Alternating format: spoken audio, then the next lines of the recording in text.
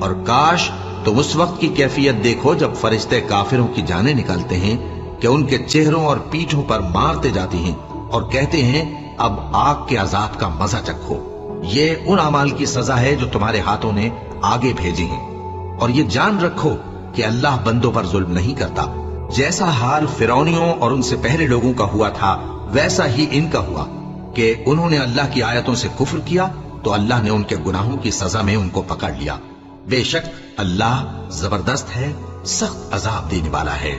یہ اس لیے کہ جو نعمت اللہ کسی قوم کو دیا کرتا ہے جب تک وہ خود اپنے دلوں کی حالت نہ بدل ڈالیں اللہ اسے نہیں بدلا کرتا، اور اس لیے کہ اللہ سنتا جانتا ہے۔ جیسا حال فرعونیوں اور ان سے پہلے لوگوں کا ہوا تھا ویسا ہی ان کا ہوا۔ انہوں نے اپنے پروردگار کی آیتوں کو جھٹلایا تو ہم نے ان کو ان کے گناہوں کے سبب ہلاک کر ڈالا اور فرعونیوں کو ڈبو دیا، اور وہ سب